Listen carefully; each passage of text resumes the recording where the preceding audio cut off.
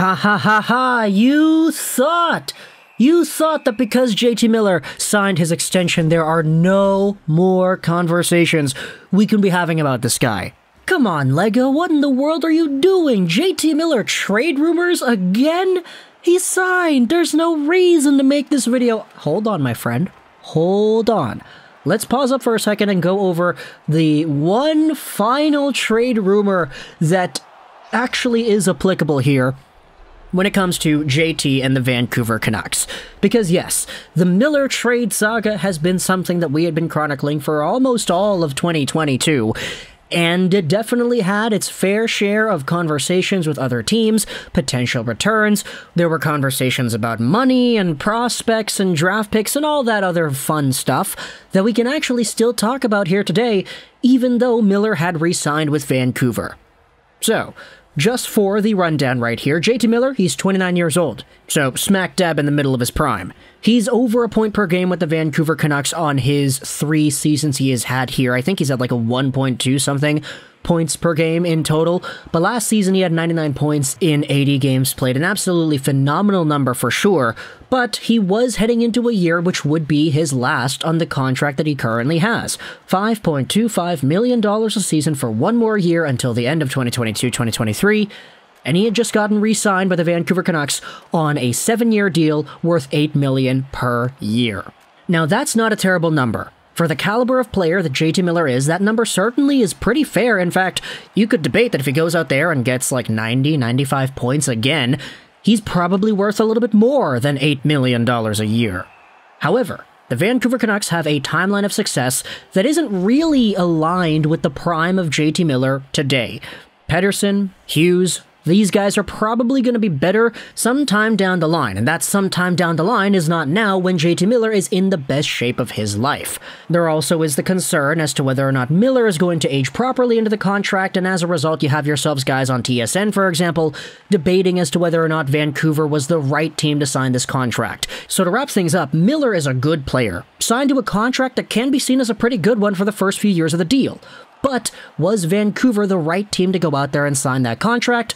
The next few years will go out there and answer that question for us. This is why the trade conversation was so big throughout the summer, because if the Vancouver Canucks wanted to expand on the future and not necessarily the now, trading Miller away for a boatload of futures probably would have been a good move.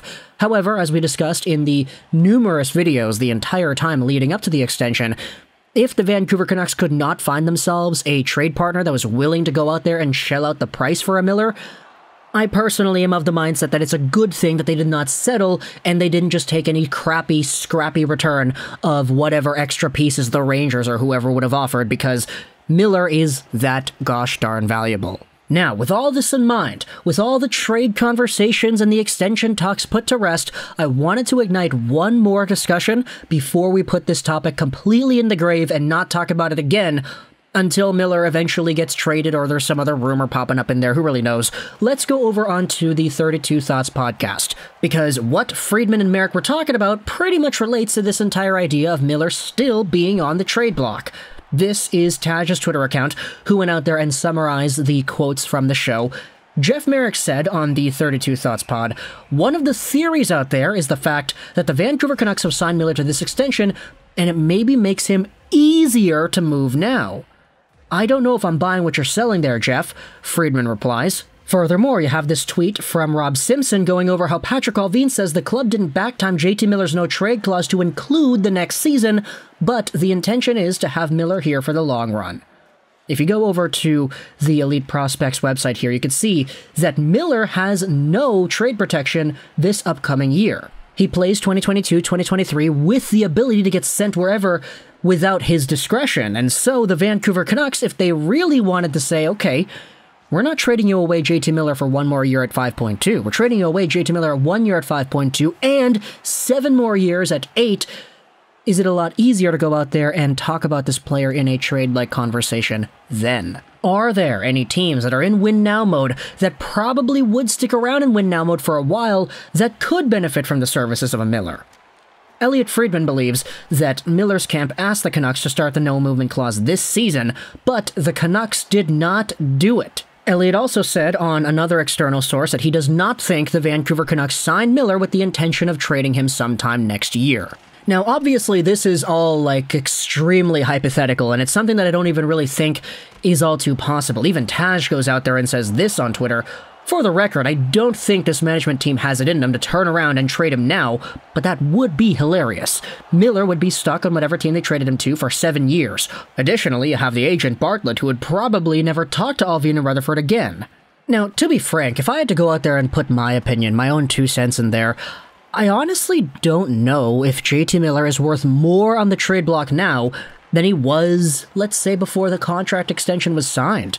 Because there probably are some teams out there that are super tied up to the cap that would probably be able to afford Miller only for a year before they had to go through their own intervention process, getting rid of dead money and extra salary and all that, because with Vancouver doing the negotiating for these other teams and giving Miller that 8x7 deal, or that $8 million by 7-year deal, it becomes a little bit more difficult if you're a team like, let's say, Colorado, who is already strapped up to the cap, and you didn't have enough money to re-sign Nazem Kadri.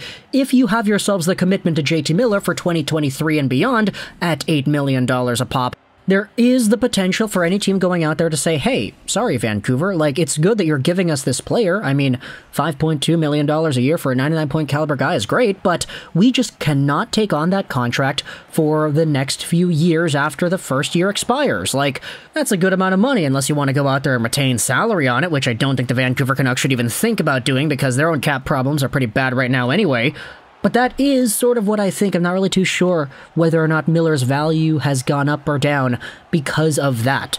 If you were to trade Miller to a team that has a lot of cap space for 2023 and beyond, then maybe it's easier for them to say, "Yeah, no, let's get him on. Let's keep him till he's, 36 years old, making $8 million a season as a 34, 35, 36-year-old towards the tail end of that deal." If you're really confident in Miller and his play style and you don't think that he's going to regress, then you might just be able to go out there and find the one GM that is more adept to making that sort of move compared to others. Who really knows? There are some younger teams out there that are pretty good that probably don't have too much cap commitment to external players beyond 23, so maybe if it's a New York Rangers team, for example, the Canucks can say, "Hey, we did the negotiating for you, here is an $8 million AAV contract, give us that Braden Schneider that we want. Come on, Alexis Lafreniere, let's go." Okay, I'm kind of memeing, don't take me seriously when I say that.